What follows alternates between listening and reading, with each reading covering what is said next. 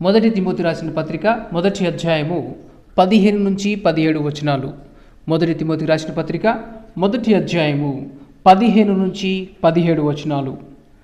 పాపులను రక్షించుటకు క్రీస్తు యేసు లోకమునకు వచ్చినను వాక్యము నమ్మతగినదయు పూర్ణాంగీకారమునకు యోగ్యమైనదియునై ఉన్నది. అట్టివారిలో నేను ప్రధానుడను. అయినను నిత్య జీవము నిమిత్తము తనను విశ్వసింపబోవు వారికి నేను మాదిరిగా ఉండులాగున యేసుక్రీస్తు తన పూర్ణమైన దీర్ఘశాంతమును ఆ ప్రధాన పాపినైన నాయందు కనపరుచునట్లు నేను కనికరింపబడితిని. సకల యుగములలో రాజయుండి అక్షయుడును అదృశ్యుడనగు అద్వితీయ దేవునికి ఘనతయు మహిమయు యుగయుగములు కలుగునుగాక. ఆమేన్. మొదటి తిమోతి రాసిన పత్రిక మొదటి అధ్యాయము 15వ వచనం. పాపులను రక్షించుటకు క్రీస్తు యేసు లోకమునకు వచ్చినను వాక్యము నమ్మతగినదియు పూర్ణాంగీకారమునకు యోగ్యమునై ఉన్నది. అట్టివారిలో నేను ప్రధానుడను. యేసుక్రీస్తు ఈ లోకమునకు వచ్చారు. యేసుక్రీస్తు ఈ లోకమునకు వచ్చుటకు గల కారణాన్ని ఈ వాక్యము స్పష్టంగా తెలియజేస్తుంది. ఎందుకు వచ్చారట? పాపులను రక్షించుటకు ఆయన వచ్చారు. అయితే ఆయన పాపులను రక్షించుటకు ఈ లోకానికి వచ్చారు అన్న మాట నమ్మదగినది, పూర్ణ అంగీకారమునకు యోగ్యమైనది. అంటే అందరూ నమ్మవలసిన మాట ఇది. అందరూ అంగీకరించడం మాత్రం కాదు, పూర్ణ అంగీకారము. ఈ వాక్యముతో మనము మన జీవితములను కట్టుకోవచ్చు. అయితే యేసుక్రీస్తు ఈ లోకమునకు వచ్చాడు పాపులను రక్షించుటకు. పాపులు ఎవరండి? పాపి అని పిలువబడ్డానికి ఎవరు ఇష్టపడరు. అయితే దేవుడు చెప్తున్నాడు, నేను వచ్చింది పాపుల కొరకు, పాపులను రక్షించడానికి. ఎవరికి వాళ్ళము? I'm good boy, I'm good girl, నేను మంచి అమ్మాయిని, మంచి అబ్బాయిని, నేను మంచి స్త్రీని, మంచి పురుషుడను, మంచి బాలుడను. ఇలాగా ప్రతి ఒక్కరము ఎవరికి వాళ్ళము నేను మంచివాడిని, నేను మంచిదాన్ని. ఏ తల్లిదండ్రులు కూడా వాళ్ళ బిడ్డలకు నా అబ్బాయి మంచివాడు, మా అమ్మాయి మంచివాళ్ళు అంటే మంచివాళ్ళము అని చెప్పడానికి ఇష్టపడతాము, చెడ్డవారు అని చెప్పడానికి ఇష్టపడము. కొన్నిసార్లు మనం బాగా చదువుతాం కాబట్టి స్కూల్లో లేకపోతే కాలేజెస్లో మన గురించి మంచి పేరు ఉండవచ్చు. ఈ అబ్బాయి చాలా మంచివాడు అనే పేరు మనకు ఉంటుంది. అలాగే మనం ఎక్కడికి వెళితే అక్కడ పనిచేసే స్థలాల్లో కావచ్చు, ఆఫీసుల్లో కావచ్చు, ఈవెన్ చర్చిలో కూడా మనము మంచి పేరు కోసము ప్రాకులాడతాము. అలాగని మంచి పేరు ఉండకూడదా? మంచి పేరు మనం కలిగి ఉండాలి. కానీ ఇక్కడ అపోస్తులైన పౌలు గారు ఎంతో గొప్పవాడు. ఆయన చెబుతున్న మాట ఏంటంటే, నేను పాపులలో ప్రధానుడను, ప్రధాన పాపిని. అంటే తన యొక్క నీచ నిజ స్థితిని గ్రహించిన భక్తుని యొక్క మాటలను మనము చూడవచ్చు. కొన్నిసార్లు మన గురించి మనం మంచివాళ్ళం అనుకోవచ్చు, మన గురించి మనం మంచివారమని వేరే వాళ్ళు చెప్పవచ్చు. కానీ బైబిల్ మన గురించి సత్యమును చెబుతుంది. మనం ఎవరము, ఏమై ఉన్నాము అనే విషయాన్ని బైబిల్ స్పష్టంగా మనకు తెలియజేస్తుంది. మనుషులు లోపల ఒకటి పెట్టుకొని బయట ఒకటి చెప్పవచ్చు. మన గురించి మనసులో మనం చెడ్డవారమని పెట్టుకొని బయటికి బాహటంగా ఏదో మాట వరుసలో నువ్వు చాలా మంచివాడివి, నువ్వు చాలా మంచిదానివి అని చెప్పవచ్చు. అంటే ఇతరులు మన గురించి ఏమనుకుంటారో లేకపోతే ఏం మన గురించి అన్నారో అది నిజం కాకపోవచ్చు. కానీ బైబిల్ మన గురించి సత్యమును చెబుతుంది. ఎందుకంటే బైబిల్ సారాంశమే సత్యము. కాబట్టి బైబిల్ మనల్ని పొగడదు, మన గురించి సత్యమును చెబుతుంది. మనము మనుషుల్లాగా ఒకటి కప్పుకొని ఇంకోటి చెప్పడము అలాగా ఉండదు. అయితే బైబిల్ మనలను గూర్చి చెబుతున్న మాట ఏంటి? రోమీయులకు రాసిన పత్రిక 3వ అధ్యాయము 23వ వచనం చూసినట్లయితే, అందరూ పాపము చేసి దేవుడు అనుగ్రహించు మహిమను పొందలేకపోతున్నారు. అందరూ. అదే విధముగా రోమీయులకు రాసిన పత్రిక 5వ అధ్యాయము 12వ వచనంలో చూసినట్లయితే, మనుషులందరూ పాపులయ్యారట. అంటే బైబిల్ చెప్పేది ఏంటంటే అందరూ పాపం చేశారు. అంటే ఏ భేదము లేదా? చిన్నవాళ్ళని పెద్దవాళ్ళని, అమ్మాయిలని అబ్బాయిలని, స్త్రీ అని పురుషుడని, యవనస్తులని వృద్ధులని, ఏ భేదము లేదు. ఈ లోకంలో ఎవరైనా ఉండవచ్చు. రాజు అవ్వచ్చు, మహారాజు అవ్వచ్చు, మంత్రి అవ్వచ్చు. అయితే దేవుడు చెప్పేది ఏంటంటే అందరూ పాపము చేసి,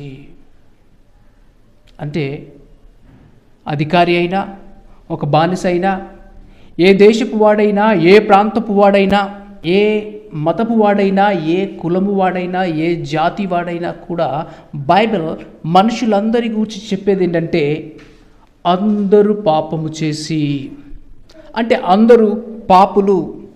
నువ్వు చదివిన వాడవైనా, లేకపోతే చదువని వాడవైనా, ఇంకో మాటలో చెప్పాలంటే ఒక భక్తుడైనా భ్రష్టుడైనా కూడా దేవుడు చెప్పేది ఏంటంటే అందరూ పాపులు. అయితే ఆ పాపులను రక్షించడానికి యేసుక్రీస్తు ఈ లోకంలోనికి వచ్చాడు. నేను బంగ్లాలో ఉన్నాను, రాజభవనంలో ఉన్నాను కాబట్టి నేను పాపిని కాదు. పూరి గడుచులో ఉన్నాడు, లేకపోతే వాసన వచ్చే ప్రదేశంలో ఉన్నాడు కాబట్టి పాపి అని అనడానికి లేదు. దేవుడు చెప్పేది ఏంటంటే అందరూ ఎలా పాపులయ్యారు? అందరూ పాపం చేశారా? తరతరాలుగా ఒకరి నుండి మరొకరికి స్వభావపూర్వకముగా ఆ పాపము సక్రమిస్తూనే వచ్చింది. అంటే అందరూ పాపులవ్వడానికి గల కారణం ఏంటంటే మొదటి మానవుడైన అవ్వ ఆదాము, మొదటి మానవులు అవ్వ ఆదాము చేసిన పాపము, వారి యొక్క పాపము, ఆ పాప నైజము, ఆ పాప స్వభావము వారి నుండి వారి పిల్లలకి, వారి బిడ్డలకి ఈనాడు ఈ ప్రపంచంలో ఉన్న, ఈ లోకంలో ఉన్న ప్రతి మానవులోనికి ఈ పాప నైజం అనేది ఉంది. పాపములోనే పుట్టాను, పాపములోనే నా తల్లి నన్ను గర్భము ధరించింది. కాబట్టి ఎవరు కూడా నేను పాపిని కాదు అనడానికి వీలు లేదు. అయితే పాపం అంటే ఏంటి? ఆజ్ఞ అతిక్రమమే పాపము.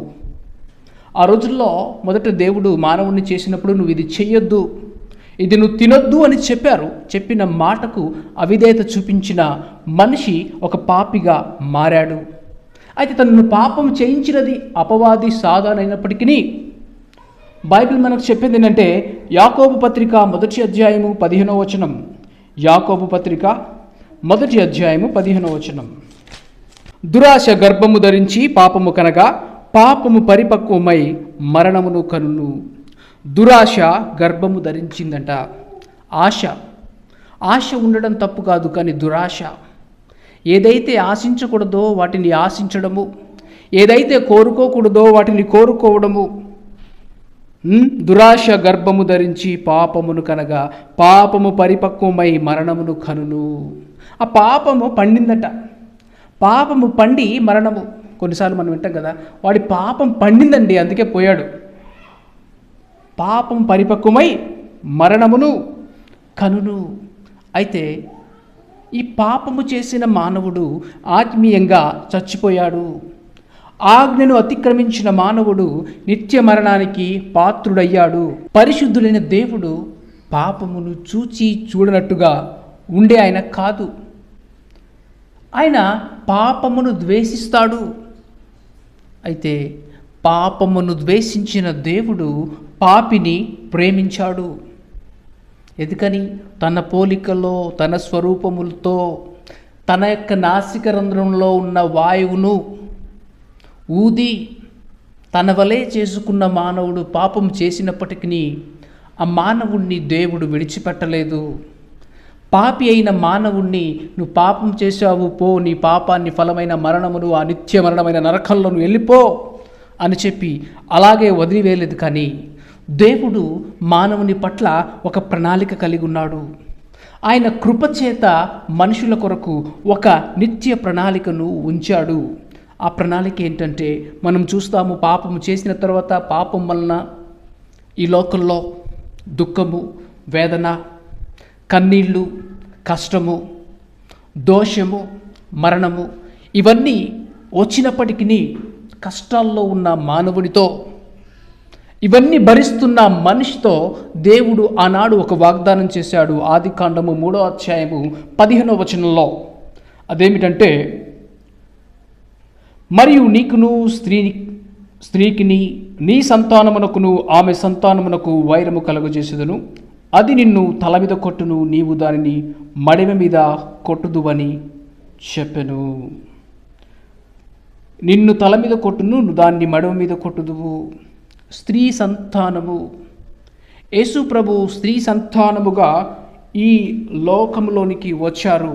అది అనే దగ్గర ఆయన యేసు క్రీస్తు సాతాను యొక్క తలను చెదగద్రొక్కుతారు అని వాగ్దానపు నెరవేర్పుగా యేసు ప్రభు ఈ లోకంలోనికి ఆయన మెస్సయగా వచ్చారు. యేసు క్రీస్తు కదండి, మరి మెస్సయ అని చెప్తున్నారు అని అంటే, క్రీస్తు అనే మాటకు, మెస్సయ అనే మాటకు అర్థము ఒక్కటే, అభిషక్తుడు అని.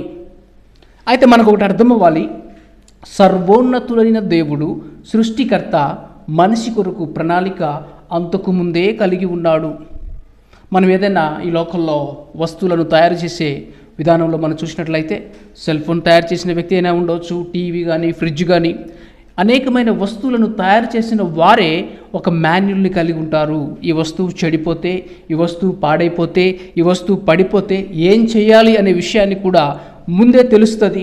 దాన్ని బట్టే రిపేర్ చేసేవాళ్ళు చేస్తారు. అయితే ఇక్కడ మనము చూసినట్లయితే, మనిషిని తయారు చేసిన దేవుడు, సృష్టికర్త ముందే ఒక మాన్యుల్ కలిగి ఉన్నాడు. మనిషి పడిపోతే ఏం చేయాలి, లేదా అలాగే ఉంటే ఏం చేయాలి, అలాగే ఉండుంటే బహుశా దేవుడు ఆల్రెడీ అక్కడ ఉంచాడు జీవ వృక్షపు చెట్టు, ఆ ఫలమును తిని ఎప్పుడు జీవించే వ్యక్తిగా మారాలని ఆశించాడేమో దేవుడు. అయితే ఆ చెట్టు ఫలమును తినకుండా ఏదైతే తినకూడదని చెప్పాడో ఆ చెట్టు ఫలమును తినిచిన మనిషి పాపిగా మారడాన్ని మనం చూస్తాము. అయితే పాపిగా మారిన వ్యక్తి కొరకు దేవుడు ఆ యొక్క విరుగుడును, పాపము పోవడానికి ఆ యొక్క విరుగుడును ఆయన అప్పుడే ముందుగానే ఒక మాన్యువల్ రూపంలో ఉంచినట్టుగా బైబిల్ మనకు స్పష్టంగా తెలియజేస్తూ ఉంది. ప్రకటన గ్రంథము 13వ అధ్యాయము 8వ వచనం. ప్రకటన గ్రంథము 13వ అధ్యాయము 8వ వచనం.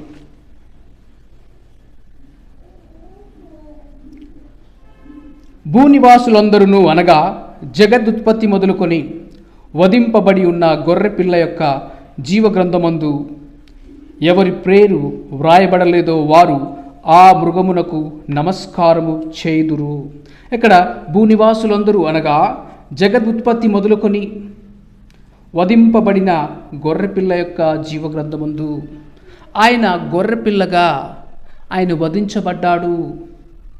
From the foundation of the world, ఈ జగత్ ఉత్పత్తికి అప్పటి నుంచి. కాబట్టి యేసు ప్రభు మనకు తెలుసు, పాత నిబంధనలో ఆయన బలిగా, బలి అర్పణగా, పలు రకాలైన సమాధాన బలిగా, పాప పరిహార్థ బలిగా ఆయన అర్పించబడ్డారు. మనుషుల యొక్క పాపమును తీసివేయడానికి, మనుషుల యొక్క పాపమును కప్పిపుచ్చడానికి, మనుషుల యొక్క పాపమును గూర్చి విరుగుడుగా ఆయన అక్కడ కనిపించడాన్ని మనం చూస్తాము. అయితే ఈ నూతన నిబంధనలో 2000 సంవత్సరాల క్రితము ఆయన మానవతారిగా వచ్చి ఆ పాపమును మరలా ఆ పాపమునకు బలి ఇవ్వాల్సిన అవసరం లేకుండా ఆయనే బలియాగముగా తన యొక్క ప్రాణాన్ని, తన యొక్క రక్తాన్ని చిందించారనే విషయము మనకందరికీ తెలుసు. అందుకే తన యొక్క రక్తాన్ని చిందించడం ద్వారా, తన ప్రాణాన్ని బలిగా అర్పించడం ద్వారా మానవుణ్ణి పాపము నుండి రక్షించడానికి లోక రక్షకునిగా ఆయన ఈ లోకానికి వచ్చారు. అది మనకందరికీ తెలుసు. అయితే ఇక్కడ అపోస్తలుడైన పౌలు గారు భక్తుడు తెలియజేస్తున్న మాట ఏంటంటే యేసుక్రీస్తు ఈ లోకములకు వచ్చారు పాపులను రక్షించుటకు. ఎప్పుడు వచ్చారు ఆయన అని మనం చూసినట్లయితే 2000 సంవత్సరాల క్రితము యేసు ప్రభు ఈ లోకంలోనికి వచ్చారు. ఎందుకు వచ్చారట? శిక్షించడానికి కాదు, రక్షించడానికి వచ్చారు. అయితే చాలామందికి అనుమానం ఏంటంటే యేసుక్రీస్తు 2000 సంవత్సరాల క్రితమే ఆయన జన్మిస్తే, 2000 సంవత్సరాల క్రితమే ఆయన పుడితే ఆయన సృష్టికర్త ఎలా అవుతాడు? ఆయన దేవుడు ఎలా అవుతాడు? అయితే ఆయనను గూర్చి చెప్పబడుతున్న మాట పలు చోట్ల మనం చూడవచ్చు. నేను వచ్చాను, నేను పంపించబడ్డాను, నేను పంపబడిన వాడను, నేను పరము నుండి దిగి వచ్చాను అని ఆయన చెప్పడాన్ని మనం చూస్తాము. అంటే వచ్చాను, బయలుదేరి వచ్చాను అని అంటే అర్థం ఏంటంటే, బయలుదేరి రావడం అంటే ఆల్రెడీ అక్కడ ఉన్నారు, అక్కడ నుంచి బయలుదేరి వచ్చారు. దిగి వచ్చానంటే ఆల్రెడీ పలానా చోట ఉన్నాను, అక్కడి నుంచి నేను వచ్చాను. కాబట్టి యేసు ప్రభు 2000 సంవత్సరాల క్రితం వచ్చారు రక్షకునిగా, రక్షించడానికి. అయితే అంతకు ముందే ఆయన దేవుడు, అంతకు ముందే ఆయన సృష్టికర్త, అంతకుముందు ఆయనకున్న నామము వాక్యము. అంతకుముందు ఆయన ఏ రూపంలో ఉండేవాళ్ళంటే అంతకుముందు దేవుని యొక్క రూపము శబ్ద రూపము. అంతకుముందు ఆయన శబ్ద రూపంలో ఉన్నారు. యేసుక్రీస్తు 2000 సంవత్సరాల క్రితము ఆయన మానవునిగా రాకముందు ఓంకార రూపంలో ఉన్నారు. అంటే మన దేశ సాంప్రదాయ ప్రకారము లేకపోతే వేదాంత ప్రకారము శబ్దంలో అంటే శబ్దాన్ని, ఓంకారాన్ని బైబిల్ చెప్పింది అంటే వాక్యము. వేదాలలో దేవుడు ఓం అని పిలువబడతారు. ఈ ఓం అనే మాట బైబిల్ ప్రకారము వాక్యము. అలాగే భగవద్గీతలో అక్షర బ్రహ్మ అని అంటే అక్షర బ్రహ్మ, అక్షరము క్షయము కానిది అని అర్థము. అంటే గతించనిది, అంటే ఈ మాట గతించదు. అయితే ఇదే అర్థముతో బైబిల్ స్పష్టముగా దేవుని వాక్యమును గూర్చి సెలవిస్తూ ఉంది.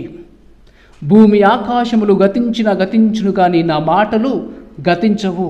కాబట్టి గతించని ఆయన, అందరూ మారవచ్చు కానీ మారని ఆయన, ఏకరీతిగా ఉండే దేవుడు యేసుక్రీస్తు ఆయన ఈ లోకానికి వచ్చారు. ఆయన గురించి చెప్పబడిన మాట ఏంటంటే ఆదియందు వాక్యం ఉండెను, వాక్యము దేవుని యొద్ద ఉండెను, వాక్యమే దేవుడై ఉండెను, ఆ వాక్యము శరీరధారిగా కృపాసత్య సంపూర్ణిగా మన మధ్యలో నివసించెను. వాక్యము శరీరధారిగా మానవునిగా ఈ లోకంలోనికి ఆయన వచ్చారు. ఎందుకు వచ్చారు? రక్షించడానికి వచ్చారు. రక్షించడానికి ఎవరు అర్హులు? రక్షించండి రక్షించండి ఎవరు నరుస్తున్నారు అనుకో, అర్థం ఏంటి? రక్షణ ఎవరికి అవసరము? ఆపదలో ఉన్నవారికి అవసరము. రక్షణ ఎవరికి అవసరము? పడిపోయిన వారిని లాగడానికి. అంటే నువ్వు గోతులో పడి ఉన్నావు, నువ్వు కూడా గోతులో ఉండి ఆల్రెడీ గోతులో ఉన్న వ్యక్తిని నువ్వు లాగగలవు పైకి? లాగలేవు. ఎవరు రక్షించగలడు? పాపి పడిపోయినప్పుడు పాపము లేని వ్యక్తి మాత్రమే పడిపోయిన వ్యక్తిని లేపగలడు. పైనున్న వ్యక్తి మాత్రమే కిందున్న వ్యక్తిని లాగగలడు. కానీ ఎవరు రక్షించగలడు? రక్షణకర్త.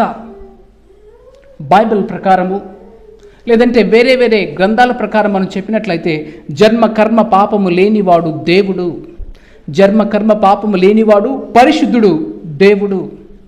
పాపిని రక్షించాలంటే పరిశుద్ధుడై ఉండాలి.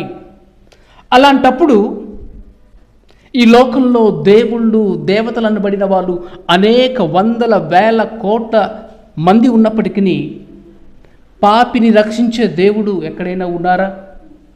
అంటే పాపము చేయని వారు మాత్రమే పాపిని రక్షించగలరు. అలాంటప్పుడు పరిశుద్ధుడైన దేవుడు, పాపిని రక్షించే దేవుడు ఈ లోకంలో ఎక్కడైనా ఉన్నారా అనే విషయాన్ని మనం చూసినట్లయితే దేవుళ్ళు అనబడిన వారే పాపము చేస్తే ఇక వారు పాపులను ఎలా రక్షిస్తారు అనే విషయాన్ని మనం చూస్తే ఎక్కడ మనకు జవాబు రాదు.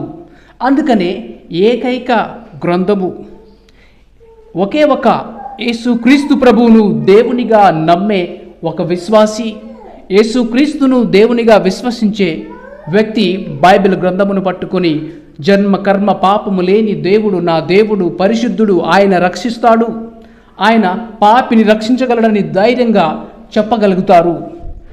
వేరే ఎవరు కూడా చెప్పలేరు. ఎందుకని? యేసుక్రీస్తు ఒక్కడే జన్మ కర్మ పాపము లేని ఆయన పాపులను రక్షించుటకు అర్హుడు, పాపులను రక్షించగలిగే పరిశుద్ధుడు. మన దేశ సాంప్రదాయ ప్రకారం మనం చూసినట్లయితే యేసు ప్రభు ఈ లోకానికి రక్షించడానికి రావడానికి గల కారణము సామవేదము తాండ్రియ బ్రాహ్మణములో ఉన్న శ్లోకాన్ని మనం చూస్తే ఏమనుంటుందంటే, సర్వ పాప పరిహారో రక్త ప్రోక్షణం అవశ్యం తద్రక్తం పరమాత్మన పుణ్యదాన బలియాగము.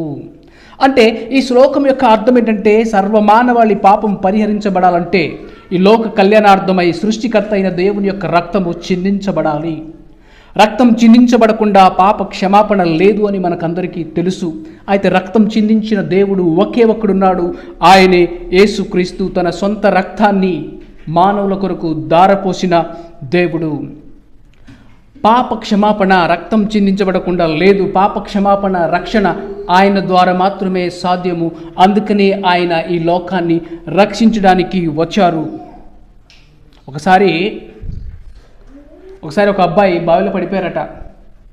బావిలో పడిపోతే ఆ బావిలో పడిపోయిన ఆ అబ్బాయి రక్షించండి రక్షించండి అని చెప్పి అరుస్తూ ఉన్నాడట.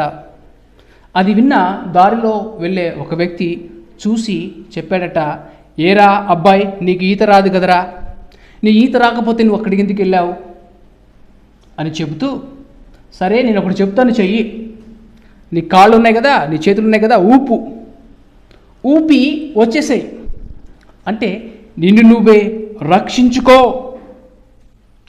నువ్వే రక్షించుకోమని ఈ లోకం యొక్క తత్వము చెబుతుంది. అయితే ఆ అబ్బాయి రక్షించండి రక్షించండి అరుస్తుండగానే మరొక వ్యక్తి వచ్చారట. రెండో వ్యక్తి వస్తే ఈ అబ్బాయిని చూసి, ఎరా తుంటరోడా,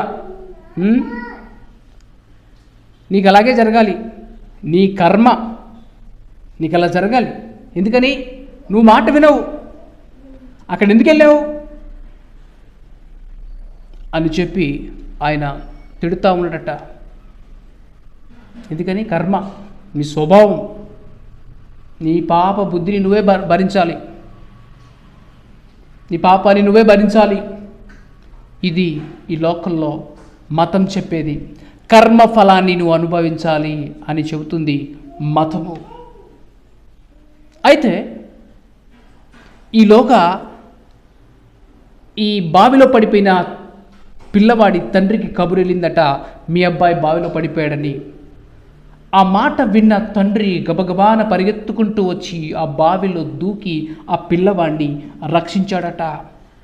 ఇదే యేసు ప్రభు చెప్పేది, ఇదే యేసు ప్రభు చేసింది. పిల్లల కోసము తల్లిదండ్రులు ఎంతటి త్యాగం చేయడానికి కూడా ఇష్టపడతారు. అప్పుడు యేసు ప్రభు తండ్రియా? అవును, ఆయన గురించి చెప్పబడిన మాట ఏంటంటే, ఆయన ఆశ్చర్యకరుడు, ఆలోచనకర్త, నిత్యుడవగు తండ్రి, బలమైన దేవుడు, ఆయన నిత్యము ఉండే తండ్రి. ఎందుకు ఆయన మానవులకు తండ్రి అవుతారు? ఆయన సృష్టికర్త, మనుషులను తయారు చేసిన ఆయన. అందుకనే పాపం వలన నశించిపోయే మానవులను వెతికి రక్షించడానికి ఆయన ఈ లోకానికి వచ్చారు. యేసుక్రీస్తుని గురించి చెప్పబడిన మరొక మాట ఏంటంటే, ఆయన జన్మంలో యేసు ప్రభు ఈ లోకంలో బాలుడుగా జన్మించకముందే ఆయన పేరు యేసు, ఆయన తన ప్రజల పాపము నుండి రక్షించును అనే మాట చెప్పబడి ఉంది. అంటే అందరినీ రక్షిస్తారా అంటే ఆయన ఉద్దేశం అందరూ రక్షించబడాలని, ఎవరు నశించిపోవడము ఆయన ఉద్దేశము కాదు. కానీ తన ప్రజల పాపము నుండి ఆయన రక్షించును. ఆయన వారిగా ఎవరైతే మారుతారో, ఆయనకి ఎవరైతే లోబడతారో, ఆయన ఎవరైతే నమ్ముతారో, ఆయనను ఎవరైతే విశ్వసిస్తారో, ఆయనను ఎవరైతే విధేయత చూపిస్తారో వారిని ఆయన వారి పాపము నుండి రక్షిస్తారు. అయితే నువ్వు ఇంకా పాపము నుండి విడుదల పొందలేదంటే నీ పాపం యొక్క భయంకరత్వము నీకు అర్థం కాలేదు. ఎందుకని? పాపులను రక్షించడానికి వచ్చిన యేసుక్రీస్తు యొక్క పరిస్థితి నీకు తెలుసు కదా. ఆయన ఎంతగా వేదన పడ్డారు, ఆయన ఎంతగా భరించారు, ఆయన ఎంతగా అవమానమును, సిగ్గును, నిందను, కొరడలను, దెబ్బలను ఏ పాపము చేయని ఆయన పాపము చేసి ఆ యొక్క ఫలాన్ని, ఆ యొక్క శిక్షను భరించడానికి మనకి ఇష్టం ఉండదు. కానీ ఏ పాపము చేయని ఆయన నిర్దోషి, పరిశుద్ధుడు, నిష్కలంకుడైన దేవుడు నీ నా పాపమును, ఈ సర్వ మానవాళి యొక్క పాపమును భరించడానికి, సహించడానికి ఇష్టపడ్డారు. ఎలాగైతే పిల్లల యొక్క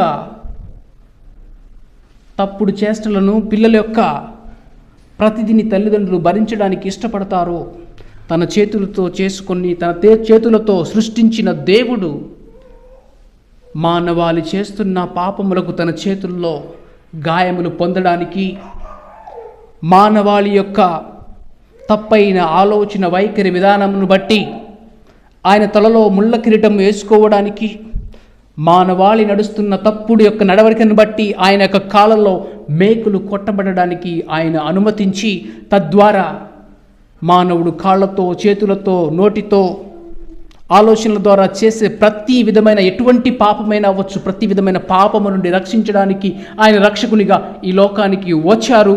అందుకే ఆయన తన రక్తాన్ని చిందించారు. రక్షణ ఎవరికి అవసరము? ఎవరు రక్షణ యొక్క విలువను గ్రహిస్తారంటే, నిస్సహాయ స్థితిలో ఉన్న వారికి సహాయం అందితే అది రక్షణ అంటాము. పడిపోతున్న వారిని పట్టుకుంటుంటే అది మనం రక్షణ అంటాము. నాశనంలో జోగుతున్న వారిని అక్కడి నుండి తప్పిస్తే అది రక్షణ అంటాము. మన యొక్క నిజస్థితి మనకు తెలుసు. మనలో చాలామంది నిస్సహాయ స్థితిలో, ఎట్టు ఎల్లాలో గమ్యము తెలియక, దారి తెలియక మరణమును కోరిన అనేకులను దేవుడు సంధించి వారి యొక్క పాపములను ఒప్పుకోలు చేసి దేవుని ఆత్మ ద్వారా మీరు దేవుని బిడ్డలనే సాక్ష్యమును పొందుకొని, ఈనాడు పాపివైన నిన్ను రక్షించిన క్రీస్తు ప్రభువును త్రోసివేసి, నేను పాపిని కాదు, నేను పరిశుద్ధుణ్ణి, నేను పాపిని కాదు, నేను పరిసయుణ్ణి, నేను పాపిని కాదు, నేను బోధకుణ్ణి, నేను పాపిని కాదు, నేను మంచివాణ్ణని మనల్ని మనము మోసం చేసుకుంటున్నామా? నిన్ను నన్ను రక్షించడానికి యేసు ప్రభు మానవతారం ధరించడం మాత్రం కాదు, ఆయన తన్ను తాను తగ్గించుకున్నారు. ఎంతగా అంటే రిక్తునిగా, హీ ఎంప్టీడ్ హిమ్సెల్ఫ్. మనము కూడా మనల్ని మనం తగ్గించుకొని, మనం దీనులుగా ఆయన సన్నిధికి వచ్చినప్పుడు ఆయన మనల్ని రక్షించారు. మనలో చాలామంది ఆ అనుభవం ఉంది. అయితే కొద్దిమంది నేను పాపిననే గ్రహింపునే కోల్పోయారు.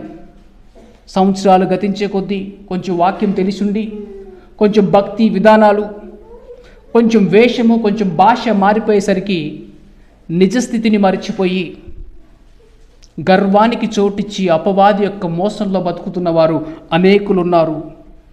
ఇంకా కొంతమంది మనం చెప్పాలంటే, నేను పాపిని ప్రభువా అని ప్రార్థించి చాలా రోజులైంది, నేను పాపిని ప్రభువా అని కన్నీళ్లతో ప్రార్థన చేసి రక్షణను సంపాదించుకున్న వ్యక్తి పాపిని పరిశుద్ధునిగా చేయాలన్న దేవుని యొక్క ఉద్దేశము, ప్రణాళిక నెరవేర్చబడకుండా, ఒక పాపి పరిశుద్ధుడిగా అవ్వకుండా ఈనాడు పరిసయునిగా మారిపోతున్నాడు. ఎందుకని? తన యొక్క నిజ నీచ స్థితిని మర్చిపోవటం ద్వారా, తన యొక్క గత జీవితం యొక్క స్థితిని మర్చిపోవడం ద్వారా. అయితే భక్తులు బైబిల్లో మనం చూసినట్లయితే ప్రతి ఒక్కరూ వారి యొక్క స్థితిని, వారి యొక్క గతిని, దేవుని ముందు వారు ఏమై ఉన్నారో వారు మర్చిపోలేదు. అబ్రహాము దేవునితో ఏమంటాడంటే, నేను దుమ్మును, నేను ధూళిని, నేను ఏ పాటి వాడను. యాకోబు ఏమంటాడంటే, నేను అపాత్రుడను, నీవు చేసిన, నీ సేవకునికి నీవు చేసిన సమస్తమైన ఉపకారంలో దేనికి కూడా నేను యోగ్యుడను కాదు. అదే బాప్తిజమిచ్చు యోహాను యేసు ప్రభుని గురించి మాట్లాడుతూ ఏమంటాడంటే, ఆయన చెప్పుల వారును విప్పడానికి కూడా నేను యోగ్యుడను కాదు. దేవుడు మనతో ఉంటే, దేవుడు మన దగ్గర ఉంటే మనం ఎంత దీనులమవుతామండి. ఒకసారి శతాధిపతి యేసు ప్రభు వాళ్ళ ఇంటికి వెళ్ళారు. ఇంటికి వెళ్ళినప్పుడు ఆ శతాధిపతి ఏం చెప్తున్నాడు? ప్రభువా, నీవు నా ఇంటిలోనికి వచ్చుటకు నేను ఏ పాత్రుడను? నీవు నా ఇంట్లోకి వచ్చినప్పుడు నేను పాత్రుడను కాను.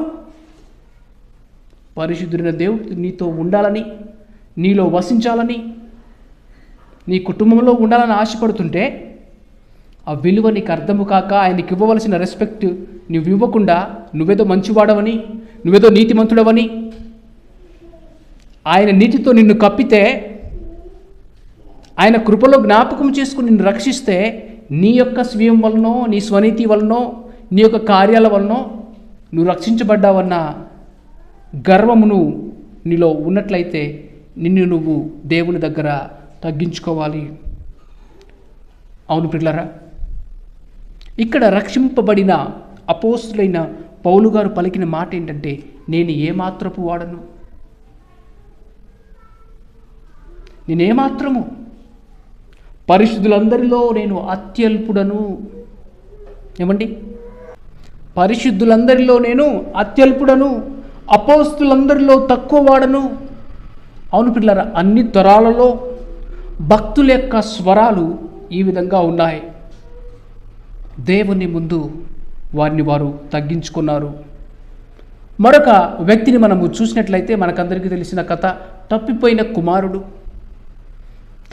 కుమారుడు తండ్రి దగ్గరికి రాకముందు నా జీవితాన్ని నేనే నడుపుకుంటాను, నాకు తెలుసు, నేను నా అనే స్వీయముతో ఉన్న వ్యక్తి తనకు రక్షణ ఎప్పుడు దొరికింది, తనకు సంతోషం ఎప్పుడు దొరికింది, తన వలన పరలోకంలో ఆనందం ఎప్పుడు, తన వలన తండ్రికి ఎప్పుడు ఆనందము, ఎప్పుడు సంతోషం అంటే ఒక మాట చెప్పగలిగాడు, నేను నీ కుమారుడంటకు యోగ్యుడను కాదు. యోగ్యత లేని వారికి యోగ్యత కల్పించడమే యేసు ప్రభు చేసే కార్యము.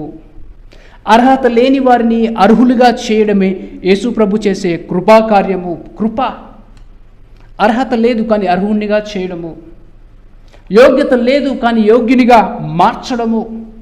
అందుకనే యేసు ప్రభు పలికిన మాటల్లో మనం చూసినట్లయితే లూకాసు వార్త 17వ అధ్యాయము 10వ వచనము, అటువలే మీరును మీకు ఆజ్ఞాపింపబడినవన్నీ చేసిన తర్వాత మేము నిష్ప్రయోజకములైన దాసులము, మేము చేయవలసినవే చేసి ఉన్నామని చెప్పుడనెను. మనమైతే ప్రయోజకుడును నేను అని మనం అనుకుంటాం, కానీ దేవుడు చెప్తున్నారు, మేము నిష్ప్రయోజకమైన దాసులం, మేము చేయవలసిందే చేశాము, మేమేదో గొప్ప చేయలేదు అని మన గురించి మనం ఇటువంటి అవగాహనను కలిగి ఉండాలని దేవుడు మన నుండి ఆశిస్తున్నారు. ఎందుకు గర్వం వస్తుంది, ఎందుకు స్వనీతి వస్తుంది, ఎందుకు మనం పరిచయాలుగా మారుతాం? నేను చేస్తున్నాను దేవుని కోసం ఏదో, నువ్వు దేవుని కోసం ఏదో చేయడం కాదు, దేవుడు నీ కోసం చేస్తున్నారు, దేవుడు నీ కోసం చేశారు త్యాగాన్ని, దేవుడు నీ కోసం తాను తగ్గించుకున్నారు, దేవుడు నీ కోసం, దేవుడే మానవునిగా ఈ భూమి మీదకు వచ్చారు, నీ కోసం సహించారు, నీ కోసం భరించారు, నీకోసం సమస్తమును ఆయన చేస్తే నేను చేశాను అని నేను అనే గర్వము, ఆ సాతానుకున్న ఆ గర్వపు లక్షణం వలన బహుశా దేవుడి యొక్క ఆశీర్వాదం మన జీవితంలో చూడలేకపోతున్నాము. అయితే దేవుడు మన నుండి ఆశించేది అంటే దీనత్వమట, తగ్గింపు. మన యోగ్యతను అయోగ్యముగా మనము చూస్తాము. తగ్గింపు మన అయోగ్యతను సరిగ్గా మనము గ్రహించుకునే విధముగా మనకు తోడ్పడుతుంది. ఎప్పుడు మనం తగ్గించుకోగలము? యేసు ప్రభు వైపు చూచినప్పుడు, యేసు ప్రభు వైపు మనం చూచినప్పుడు మనం తగ్గించుకోకుండా ఉండలేము. ఆయనతో, ఆయన వలె ఉండవలసిన మనము, ఆయన ఎంతగా తగ్గించుకున్నారు, ఆయన ఎంతగా తను తాను తగ్గించుకున్నారో చూసినప్పుడు, సృష్టికర్త మన కళ్ళ ముందు కనిపించే భూమి ఆకాశము సమస్తమును సృజించిన దేవుడే తగ్గించుకున్నప్పుడు మనము ఏపాటి వారము? నాసికరంధ్రంలో జస్ట్ కొంతసేపు కనబడి అంతలోనే మాయమైపోయే వంటి వారము. నీటి బుడగ లాంటి, గడ్డి పువ్వు లాంటి మనకు అంత గర్వం ఎందుకు? అందుకని చాలామంది భక్తులు దేవుని ముందు వారిని వారు చూసినప్పుడు, ఏపాటి వాడిని నేను, జస్ట్ ఒక సెకండ్ చాలు. అందుకనే వారు అంత దీనులుగాను, దేవునికి ఇష్టలుగాను, దేవుని ఎదుట సిగ్గుపడని బల నమ్మకమైన దాసులుగా మారిపోయారు. అవును పిల్లరా, మనము దేవునికి దగ్గరయ్యే కొద్దీ మన నిజ నీచ స్థితిని మనం గ్రహించడం మాత్రం కాదు, ఆయన ఎదుట మనల్ని మనం తగ్గించుకొని ఆయన పోలిక కొరకు, ఆయన వెలుగులో సరిచేసుకోవడానికి, దిద్దుకోవడానికి, మార్చుకోవడానికి ఇష్టపడతాం. దేవుని యొక్క వెలుగు అపోస్తులైన పౌలుకు వచ్చినప్పుడు, సహజంగా అపోస్తులైన పౌలు ఎవరు? ఆయన పరిచయుడు, స్వనీతితో ఉన్న వ్యక్తి. ఒక స్వనీతితో కూడి ఉన్న వ్యక్తి దేవుని యొక్క స్వభావమును, దేవుని వాక్యమును జీవించడంలో ఆయన ఎంతగా తను తగ్గించుకున్నాడంటే నేను పాపిని కాదు ప్రధాన పాపిని అని చెప్పే విధముగా మారిపోయారు. బహుశా పాపిగా దేవుని చెంతకొచ్చి రక్షణ పొందుకొని పాపిగా కన్నీళ్లతో మొరపెట్టి ఆయన రక్షణ వాగ్దానమును పాప క్షమాపణను పొందుకున్న నీవు ఈరోజు పరిశుద్ధుడవ్వకుండా పరిసయ్యునిగా మారావా? పరిసయ్యునిగా మారడం అంటే పరిసయ్యుడు ఏం చేస్తాడు అనే విషయాన్ని మనం చూసినట్లయితే పాపి పరిసయ్యుడు అనే విషయాన్ని మనం చూసినట్లయితే లూకా సువార్త 18వ అధ్యాయములో 9-14 వచనాలు. తామే నీతిమంతులమని తమను నమ్ముకొని ఇతరులను తునీకరించి కొందరితో ఆయన ఉపమానము చెప్పెను. ప్రార్థన చేయుటకు 2 మనుషులు దేవాలయమునకు వెళ్ళిరి. వారిలో ఒకడు పరిసయ్యుడు, ఒకడు సుంకరి. పరిసయ్యుడు నిలబడి, దేవా, నేను చోరులను, అన్యాయస్తులను, విభచారునైన ఇతర మనుషుల వలెనైనను ఈ సుంకరి వలెనైనను ఉండనందుకు నీకు కృతజ్ఞతాస్తులు చెల్లించుచున్నాను. వారమునకు 2 మారులు ఉపవాసము చేయుచు నా సంపదనంతటిలో 10వ వంతు చెల్లించుచున్నానని తనలో తాను ప్రార్థించుచుండెను. ఇక్కడ పరిసయ్యునిగా మారిన వ్యక్తి లేదా పరిసయ్యుని గురించి చెప్పబడిన వ్యక్తి మాటలు ఏంటంటే వారానికి 2 మారులు ఉపవాసం ఉంటాడు, దశమ భాగాన్ని ఇస్తాడు. ఆయన ఒక దొంగ కాదు, విచారి కాదు. అయితే తానే నీతిమంతుడు అనుకుని ఇతరులను తృణీకరించే వ్యక్తిలాగా ఇక్కడ మనం చూస్తున్నాము. అయితే సుంకరి దూరముగా నిలుచుండి ఆకాశం వైపు కన్నెత్తుటకైనను ధైర్యము చాలక రొమ్ము కొట్టుకొనుచు, దేవా, పాపిని నన్ను కరుణించమని పలికెను. అతని కంటే ఇతడు నీతిమంతుడిగా తీర్చబడి తన ఇంటికి వెళ్ళనని మీతో నిశ్చయముగా చెప్పుచున్నాను. తను తాను హెచ్చించుకొనివాడు తగ్గించబడును, తను తాను తగ్గించుకున్నవాడు హెచ్చించబడునని చెప్పెను. తను తాను తగ్గించుకున్నవాడు హెచ్చించబడును, హెచ్చించుకున్నవాడు తగ్గించబడును. అవును ప్రియులారా, దేవునికి దగ్గరే కొద్దీ జరుగుతున్న కార్యములు తరతరాలుగా ఇవే. ఎందుకమ్మా నువ్వు మర్చిపోయావు నేను పాపినన్న విషయాన్ని? ఒక భక్తుడు ఏమనంటే, ఎందుకయ్యా అంత త్వరగా మర్చిపోయావు నేను పాపినని? ఇది చాలా సులువుగా జరిగే కార్యము. ఒక్క సెకండ్లో గర్వము మన యొక్క జీవితాన్ని తలక్రిందులు చేయవచ్చు. అలా అవ్వకుండా ఉండాలంటే మనము మన నిజస్థితిని గ్రహించాలి. మనం మన పాప భయంకరత్వమును గ్రహించాలి. దేవుని కృప లేకుంటే మనం ఏమీ చేయలేము. అయితే దేవుడు దీనులకు కృప ఇస్తాడట. గర్విష్ఠులను దూరం నుంచి చూస్తారట. చూడడం మాత్రం కాదు, గర్విష్ఠులను ఆయన ఎదిరిస్తాడు అని బైబిల్ సెలవిస్తూ ఉంది. నీ యొక్క హృదయపు యొక్క లోతు నీకు దేవునికి తెలుసు. మనుషులకు తెలియదు కాబట్టి నువ్వు నటించడానికో మోసం చేయడానికో భ్రమలో ఉండడానికో ఇష్టపడమాక దేవుని ఎదుట నీ యొక్క స్థితిని గ్రహించి నిన్ను తగ్గించుకోవడానికి ఇష్టపడినట్లయితే దేవుడు మనల్ని హెచ్చిస్తారట. మనల్ని తగ్గించుకోవడానికి ఇష్టపడితే దేవుడు మనల్ని హెచ్చిస్తారు. దేవుని మన గురించి తెలుసు కాబట్టి మనం సరి చేసుకోవడానికి ఇష్టపడాలి. పాపం భయంకరమైనది. అది మనల్ని గుడ్డివారిగా చేస్తుంది. పాపం మనల్ని నాశనం చేయడం మాత్రం కాదు. బైబిల్లో మనం చూసినట్లయితే ఒకరి పాపం వలన తనకు మాత్రం కాదు నాశనము, ఒక ఆకాను పాపం వలన కుటుంబంలో తరంలో చాలామందికి శాపములు, ఒక్క వ్యక్తి పాపం వలన చుట్టుపక్కల వారికి ఇబ్బందులు, కష్టాలు. అంటే ఒకరి పాపం వలన సమాజానికి నష్టము, సమాజం పైన నాశనము. దేవుడు జలప్రళయమును పంపి ఈ లోకము నాశనం చేయడానికి గల కారణం పాపమే. దేవుడు అగ్నిగంధకముతో సదోమ గొమొర్రాలను కాల్చివేయడానికి గల కారణము ఆనాడు పాపమే. పాపము అది ఒక నాశనము చేసే శక్తి. అయితే పాపము భయంకరమైందే. ఆ పాపము నిన్ను నాశనము చేయకముందే దేవుడు నీవు ఆయన వైపు తిరగాలని ఆశపడుతున్నారు.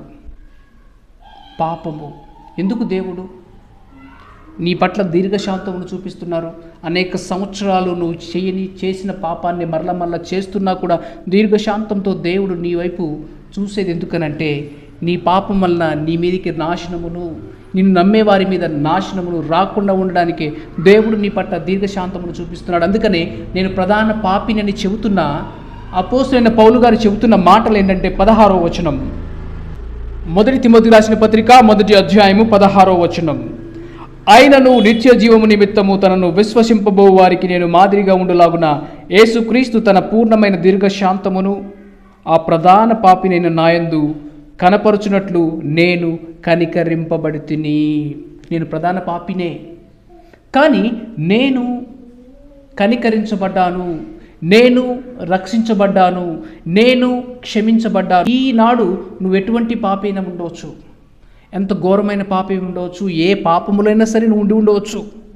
త్రాగుడుకు బానిసే ఉండవచ్చో, లేకపోతే విచారానికో, జారత్వానికో, మోసానికో, లంచానికో, దేనికైనా ఉండవచ్చు. కానీ దేవుడు నీ పట్ల దీర్ఘశాంతముతో చూస్తున్నాడు. నువ్వు ఆయన వైపు తిరగాలని, నువ్వు రక్షింపబడాలని, నీ పాపము నుండి విడిపించబడాలని. అందుకనే ఆయన ఈ లోకానికి వచ్చారు, అందుకనే ఆయన శిలువను సహించారు, భరించారు. నీవు పాపం వల్ల వచ్చే అవమానమును, సిగ్గును, నిందను నువ్వు భరించకుండా ఉండాలని. అయితే కనికరము ఎప్పుడు వస్తుందండి? బైబిల్ మనకు చెప్పేది ఏంటంటే, నేను కనికరించబడ్డాను అని ఇక్కడ ప్రధాన పాపి చెబుతున్నారంటే ఏంటి అర్థము? అతిక్రమము దాచిపెట్టువాడు వర్ధిల్లడు, ఒప్పుకొని విడిచిపెట్టువాడు కనికరాన్ని పొందుతాడు. నువ్వు ఒప్పుకుంటున్నావు కానీ విడిచిపెట్టకపోతే కనికరాన్ని పొందే అవకాశము లేదు. ఆ పాపం మీద జయమును చూసే అవకాశము లేదు. ఒప్పుకుంటే సరిపోదు, విడిచిపెట్టాలి. విడిచిపెట్టడానికి ధైర్యాన్ని దేవుడిస్తాడు.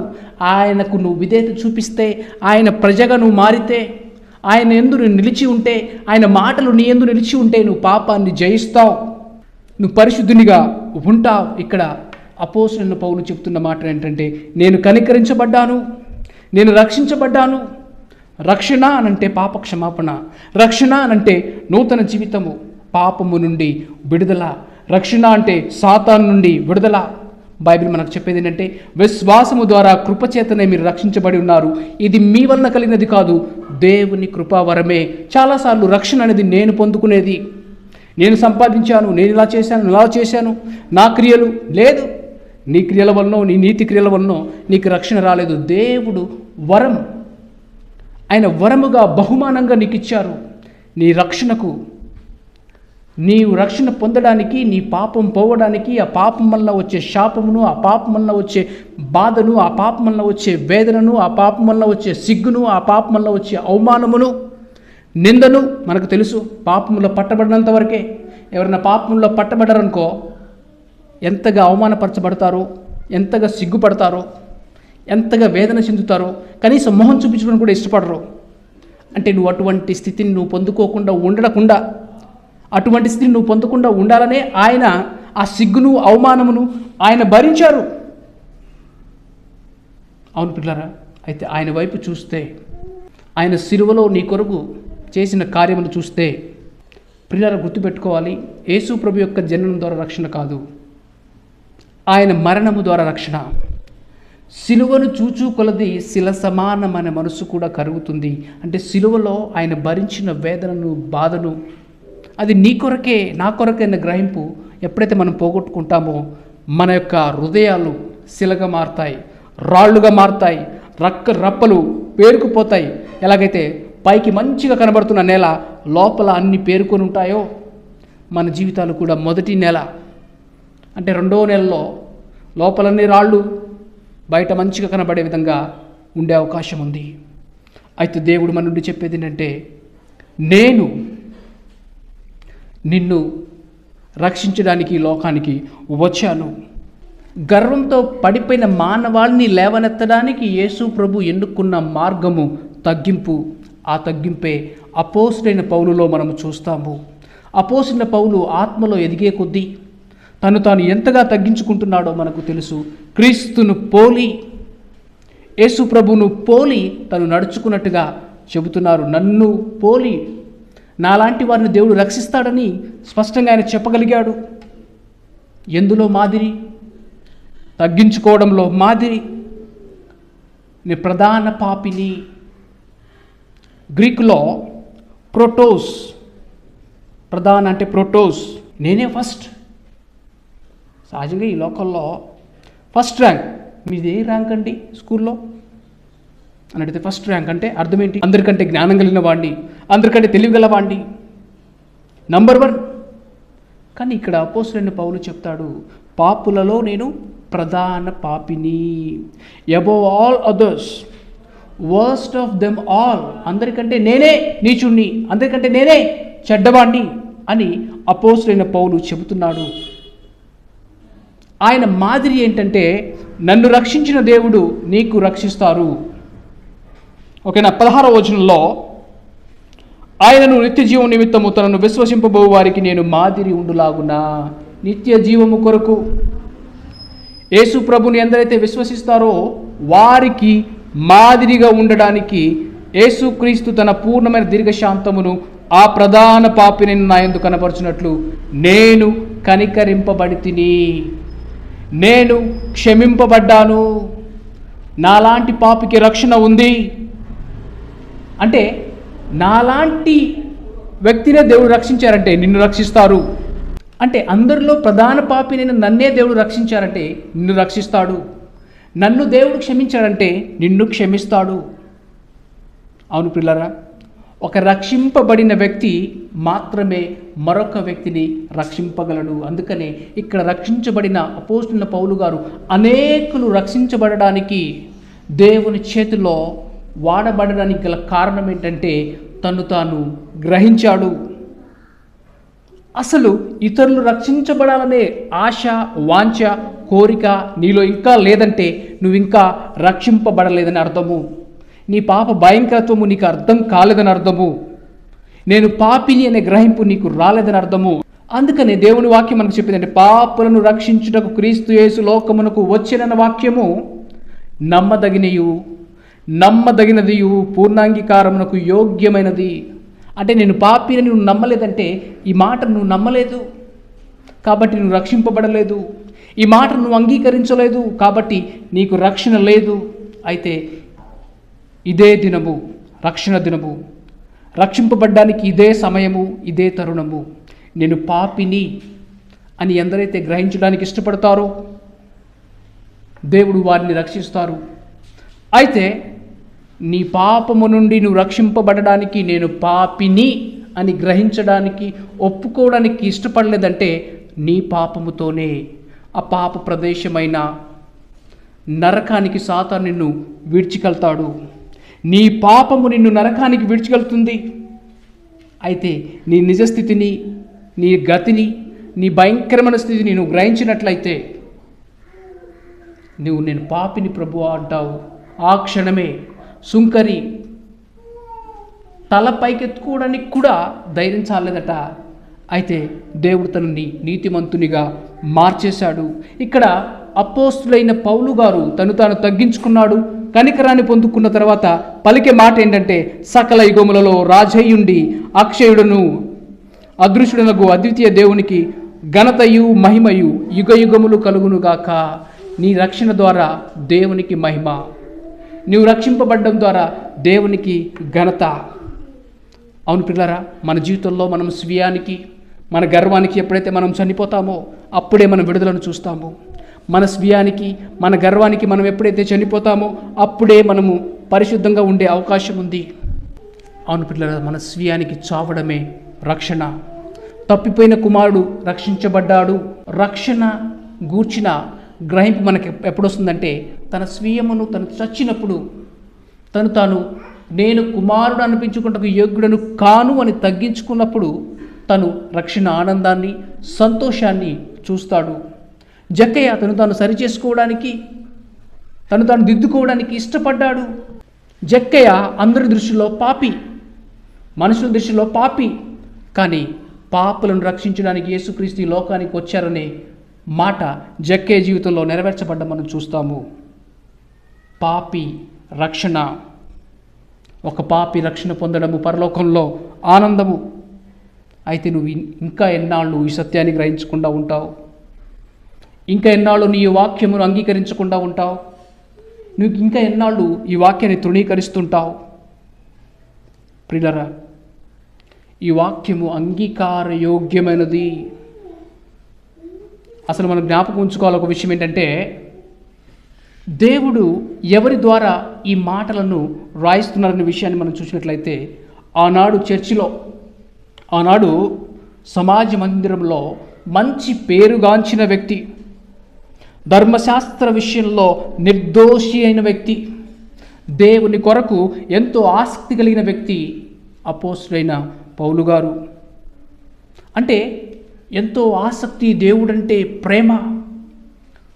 ధర్మశాస్త్ర విషయంలో నిర్దోషి అంటే మనుషులందరి దృష్టిలో మంచివాడు, మనుషులందరి దృష్టిలో పరిశుద్ధుడు ఎంచబడుతున్న అపోస్తలుడైన పౌలు ఆనాడు దేవుని నమ్ముకున్న తర్వాత అనేక మంది దైవ సేవకులు చేయలేని పనిని ఆయన చేయగలిగాడు. ఆయన ద్వారా దేవుడు తన యొక్క రాజ్యమును కట్టారు. అయితే ఆయన పలుకుతున్న మాట ఏంటంటే, నేను పాపిని అని కాదు, కానీ నేను ప్రధాన పాపిని.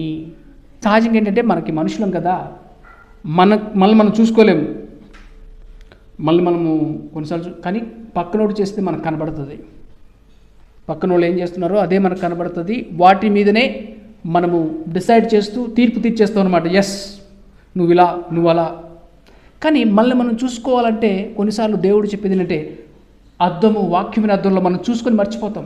ఇప్పుడు విన్న వాక్యాన్ని మళ్ళీ మర్చిపోతాం. అందుకని వాక్యాన్ని అంగీకరించాలి. దేవుడు చెప్పేది ఏంటంటే, వాక్యాన్ని నువ్వు అంగీకరించినప్పుడే నువ్వు మార్చుకోవడానికి అవకాశం ఉంది. వాక్యాన్ని నువ్వు విశ్వసించినప్పుడే, అన్వయించుకున్నప్పుడే నీవు మారే అవకాశం ఉంది. తెలిసినంత మాత్రాన ఉపయోగం లేదు, వాక్యం తెలిసినంత మాత్రాన ఉపయోగం లేదు. అయితే దేవుని వాక్యమును గమలీయేలు దగ్గర నేర్చుకున్న కొంచెం వాక్యం నేర్చుకుంటే, ఈ రోజుల్లో మనం చూస్తాం కదా, అంటే నేను ఏదో తప్పని చెప్పట్లేదు, కానీ కొంచెం వాక్యము తెలిసిన తర్వాత పరిశుద్ధుడును, అపోస్తలుడనైనా, రెవరెండ్, డాక్టర్, బిషప్ పలానా అని పిలువబడ్డానికి ఇష్టపడతాం. అంటే ఇలా పిలువబడ్డానికి అన్ని అర్హతలు కలిగిన వ్యక్తి అపోస్తలుడైన పౌలు. కానీ అంత గొప్ప భక్తుడు, అంత గొప్ప సేవకుడు, ఆయన గూర్చి ఆయన పలుకుతున్న మాట, నేను ప్రధాన పాపిని. బహుశా మనలో ఈవెన్ ఇప్పుడు మనలో చాలామంది అనుకుంటూ ఉండవచ్చు, కొద్దిమందికి ఈ ఆలోచన ఉండొచ్చు, ఏంటంటే అదేంటండి అంత గొప్ప భక్తుడు, అంత గొప్ప సేవకుడు అలాంటి చెప్పవచ్చా? అయితే నేను చెప్పేది ఏంటంటే, నీవు అనేక దినములుగా, అనేక వారాలుగా చర్చికి వస్తున్నావు, అనేక సంవత్సరములుగా చర్చికి వస్తున్నావు, సంఘానికి వస్తున్నావు, దేవుని మాటలు వింటున్నావు, కానీ నువ్వు ఇంకా రక్షణ పొందలేదు. నువ్వు ఇంకా రక్షణ పొందకపోవడానికి గల కారణం కూడా అదే. ఏంటని? నువ్వు పాపి అని గ్రహించడానికి ఇష్టపడట్లా. నువ్వు ఇంకా నేను పాపిని అనే గ్రహింపులోనికి రాలేదు. నేను ఇంకా పాపిని అని గ్రహింపు లేని వ్యక్తిగా ఉండడాన్ని బట్టే నీకు రక్షణ లేదు. బహుశా నువ్వు ఇంకా కొన్ని సంవత్సరాలు, ఇంకా కొన్ని వారాలు నువ్వు సంఘానికి వచ్చినా, చర్చికి వచ్చినా, నువ్వు మంచివాడివి, మంచిదానివి అని అనుకుంటూ నేను పాపిని కాదు అనే గ్రహింపుతోనే నువ్వు ఉన్నట్లయితే ఇంకెన్ని సంవత్సరాలన్నా కూడా నువ్వు రక్షణ పొందలేవు. నీకు రక్షణ యొక్క విలువ అర్థము కాదు. ఒకవేళ అర్థమైనా కూడా నువ్వు పోగొట్టుకుంటావు. ఎందుకని? ఒకవేళ నీకు అర్థమైనా కూడా పోగొట్టుకుంటావు. ఎందుకంటే యేసు ప్రభు ఎవరైతే తమ మంచివారమంటారో వాళ్ళ కోసం ఆయన రాలేదు. బైబిల్ చెప్పేది అంటే, యేసు ప్రభు ఎవరైతే తాము నీతిమంతులం అనుకుంటారో వాళ్ళ కోసం అసలు రాలేదు ఆయన. రోగికి వైద్యుడు అవసరము, కాబట్టి పాపికి రక్షకుడు అవసరము, పడిపోయిన వాడిని లేవనెత్తడానికి రక్షకుడు అవసరము. అయితే ఎవరైతే మేము పడిపోయాము, చెడిపోయాము, తప్పు చేశాము, తప్పు చేస్తున్నామని గ్రహింపులోకి వస్తారో వారిని దేవుడు రక్షిస్తారు. అందుకని పాపుల కొరకు, పాపులను రక్షించుటకు యేసు ప్రభు ఈ లోకానికి వచ్చారు. నువ్వు అనొచ్చు, ఎందుకంటే నేను పాపిని అంటే, నేను ఇందాక మీకు చెప్తున్నాను, బైబిల్ చెప్పేది ఏంటంటే అందరూ పాపము చేసి దేవుడు అనుగ్రహించి మహిమను పొందలేకపోతున్నారు. సహజంగా బైబిల్ చెప్పే మాటల కంటే ఇతరులు మన గురించి ఏం చెప్తారో దాన్ని బట్టి మనం ఆనందిస్తాం. ఇతరులు, అబ్బా ఎంత మంచి వ్యక్తి, ఎంత మంచివాళ్ళు, అబ్బా ఏం టాలెంట్ అంటే, ఇతరులు నీ గురించి ఏమనుకుంటున్నారో అది రైట్ కాకపోవచ్చు. కొన్నిసార్లు నీ గురించి నువ్వేమనుకుంటున్నావో అది కూడా రైట్ కాకపోవచ్చు. కానీ దేవుడు నీ గురించి ఏం చెప్తున్నారో అది 100% కరెక్ట్. దేవుడు నీ గురించి ఏం చెప్తున్నారో అది 100% నిజం. నువ్వు నమ్మినా నమ్మకపోయినా, నువ్వు విశ్వసించినా విశ్వసించకపోయినా, నువ్వు ఒప్పుకున్నా ఒప్పుకోకపోయినా కూడా దేవుడు చెప్పేదంటే నువ్వు పాపివి. నిన్ను రక్షించడానికే ఆయన ఈ లోకానికి వచ్చారు. నిన్ను రక్షించడానికి యేసుక్రీస్తు ఈ లోకానికి వచ్చారు. అవును పిల్లరా, నిన్ను రక్షించడానికి ఆయన సిలువను మోశారు. నిన్ను రక్షించడానికి ఆయన బాధను భరించారు. నిన్ను రక్షించడానికే ఆయన మరణించారు. తమ జీవిత కాలం అంతయు మరణ భయంతో ఉన్నవారిని విడిపించడానికి ఆయన రక్త మాంసములుగా మారారు. నీ మరణ భయాన్ని తొలగించడానికి ఆయన మరణించారు. బైబిల్ ఆయన గురించి చెప్పబడిన మాట ఏంటంటే, 1 కొరింథీయులకు రాసిన పత్రిక 15వ అధ్యాయము మొదటి 4 వచనాలు. 1 కొరింథీయులకు రాసిన పత్రిక 15వ అధ్యాయము మొదటి 4 వచనాలు. మరియు సహోదరులారా, నేను మీకు ప్రకటించిన సువార్తను మీకు తెలియపరుచుచున్నాను. మీరు దాన్ని అంగీకరించితిరి, దాని అందే నిలిచి ఉన్నారు. మీ విశ్వాసము వ్యర్థమైతేనే గాని నేను ఏ ఉపదేశ రూపముగా సువార్త మీకు ప్రకటించుతునో ఆ ఉపదేశమును మీరు గట్టిగా పట్టుకుని ఉన్న యెడల ఈ సువార్త వలననే మీరు రక్షణ పొందువారై ఉందురు. ఈ సువార్త వలన మీరు రక్షణ పొందువారై ఉంటారని చెబుతూ, నాకు ఇవ్వబడిన ఉపదేశం మొదట నీకు అప్పగించాను. అదేంటంటే, ఇక్కడ ఈ ఉపదేశం ఏంటి, ఇక్కడ ఈ సువార్త ఏంటి, ఇక్కడ ఈ శుభవార్త ఏంటంటే, క్రీస్తు లేఖనముల ప్రకారము క్రీస్తు మన పాపము నిమిత్తము మృతి పొందెను, సమాధి చేయబడెను. మనందరి పాపము నిమిత్తము యేసు క్రీస్తు ఆయన మృతి పొందాడు, సమాధి చేయబడ్డాడు. లేఖనముల ప్రకారం 3వ దినమున లేపబడెను. ఆయన మరణించడం మాత్రం కాదు, సమాధి చేయబడ్డం మాత్రం కాదు, 3వ దినమున ఆయన లేచారని మన హృదయంలో మనం విశ్వసిస్తే మనకు రక్షణ. అదే రోమీయులకు రాసిన పత్రిక 10వ అధ్యాయం 9వ వచనము. అదేమనగా, యేసు ప్రభువు అని నీ నోటితో ఒప్పుకొని దేవుడు మృతుల్లో నుండి ఆయనను లేపెనని హృదయమందు విశ్వసించిన యెడల నువ్వు రక్షింపబడతావు. ఆయన మరణించి సమాధి చేయబడి తిరిగి లేచారు. నిన్ను రక్షించడానికి, నీవు నిత్యము ఆయనతో ఉండడానికి, నీకు పరలోకానికి భాగ్యుడిగా, భాగ్యవంతునిగా, భాగ్యురాలిగా చేయడానికి. నీ పాపము నువ్వు భరించాల్సిన అవసరం లేదు. నీ శాపంలో నేను చనిపోవాల్సిన అవసరం లేదు. నీ వేదనలో నేను ఉండిపోవాల్సిన అవసరం లేదు. నీ వేదనను తొలగించడానికి, నీ పాపమును పరిహరించడానికి, నీ దోషమును పోగొట్టడానికి ఆయన ఈ లోకానికి వచ్చారు. యేసు ప్రభు ఈ లోకానికి రక్షణ తెచ్చారు. అయితే ఆ రక్షణ నువ్వు పొందుకున్నావా? ఆ రక్షణ నువ్వు కలిగి ఉన్నావా? మన పాపం మనం ఒప్పుకునేలా నమ్మదగిన వాడు, నీతిమంతుడు. మన ప్రతి పాపమును కడిగి మనల్ని పరిశుద్ధులుగా మార్చే దేవుడు ఆయన. అయితే ఆయన ఈ లోకానికి నీ కొరకు వచ్చారు అనే గ్రహింపు నువ్వు కలిగి ఉన్నావా? క్రిస్మస్, దేవుడు ఈ లోకానికి వచ్చారు, యేసుక్రీస్తు ఈ లోకానికి వచ్చారు, నీకు రక్షణ తెచ్చారు. అయితే ఎవరైతే నేను పాపిని అని గ్రహిస్తారో వారికే రక్షణ. ఎవరైతే వారి పాపమును ఒప్పుకుంటారో వారికే రక్షణ. ఎవరైతే ఈ మాటలను అంగీకరిస్తారో వారికే రక్షణ. కాబట్టి ఈ మాటలు యోగ్యమైనవి, అంగీకారయోగ్యమైనవి, పూర్ణ అంగీకారయోగ్యమైనవి. ఏంటంటే, యేసుక్రీస్తు పాపులను రక్షించుటకు ఈ లోకానికి వచ్చారనే వార్త. పాపి అంటే నువ్వు పాపిగానే ఉంటావని కాదు. పాపి అయిన నిన్ను రక్షించి, నిన్ను పరిశుద్ధునిగా మార్చి, అనేకులు రక్షింపబడడానికి, అనేకులు కష్టంలో, బాధల్లో, వేదనలో, పాపముతో కొట్టుమిట్టాడుతున్న వారిని రక్షించడానికి నిన్ను పౌలు వలె దేవుడు చేసుకుంటారు. అది ఆయన ఉద్దేశము. ఎందుకని పౌలు చెప్తున్నారు, నేను మాదిరిని. పౌలు జీవితం ద్వారా ఎంతమంది ఆశీర్వదించబడ్డారు. నీ ద్వారా కూడా అనేకులు ఆశీర్వదించబడాలని, అనేక జీవితములు కట్టబడాలని, అనేకులు రక్షణలోనికి రావాలని, అనేకులు నిత్య జీవమును పొందుకోవాలని దేవుని యొక్క ఆశ. మనము పౌలు వలె మనం తగ్గించుకొని, మన ప్రభు మన ముందుంచిన మాదిరి తను తానే రిక్తునిగా చేసుకున్న ఆ మాదిరి కలిగిన జీవితము, ఆ తగ్గింపు ఈ క్రిస్మస్ దినాల్లో ప్రభు మనకు అనుగ్రహించి, మనము కూడా ఇతరులను రక్షించే వారముగా మారునట్లుగా, ఇతరులకు ఒక మంచి మాదిరిగా ఉన్నట్లుగా ప్రభు అటువంటి కృప మనకు అనుగ్రహించినట్లు ప్రార్థన చేసుకుందాం. ప్రార్థన చేద్దాం. తండ్రి, మమ్మల్ని ప్రేమించి ఆ పరమును వీడి మా కొరకై మీరు వచ్చిన విధానాన్ని బట్టి వందనములు, వందనములు, వందనములు. పాపులను రక్షించుటకు యేసుక్రీస్తు లోకమునకు వచ్చిననే వాక్యము అయా పూర్ణ అంగీకారయోగ్యమైనదని ఈ వాక్యం సెలవిస్తుండగా, ఇంకా ఎందరైతే అంగీకరించకుండానే పాపులుగానే స్వనీతితో నీ రక్షణను నిర్లక్ష్యం చేస్తున్నారో ప్రతి ఒక్కరూ అయా నా స్వనీతి నుండి నన్ను విడిపించండి, నన్ను రక్షించండి అని చెప్పి ప్రార్థించినట్లుగా సహాయం చేయండి. మా ప్రియులు ఎందరైతే పాపినైనా నన్ను కరుణించు, పాపినైనా నాకు కృప చూపించు, పాపిని నేను నీ కనికరంను పొందుకోవడానికి నాకు సహాయం చేయమని మొరపెడుతున్నారు. ప్రతి ఒక్కరు నీ కనికరంను పొందుకున్నట్లు సహాయం చేయండి. పరిశుద్ధాత్మ తండ్రి, మీ ఆత్మచేత సర్వశక్తులకు నడిపించమని. అతిక్రమం దాచిపెట్టువాడు వర్ధిల్లుడు, ఒప్పుకొని విడిచిపెట్టువాడు కనికరమును పొందునని. ఒప్పుకొని విడిచిపెట్టి నీ కనికరమును పొంది అనేకులకి ఈ కనికరమును అందించే కృపాభాగ్యము ఈ వాక్యం వింటున్న మా ప్రియులు ఒక్కొక్కరికి మీరు అనుగ్రహించమని, ఈ గొప్ప సత్యము మా హృదయాల్లో రాయబడినట్లు మీరు సహాయం చేయమని యేసు నామమున ప్రార్థించి వేడుకొనుచున్నాము తండ్రి.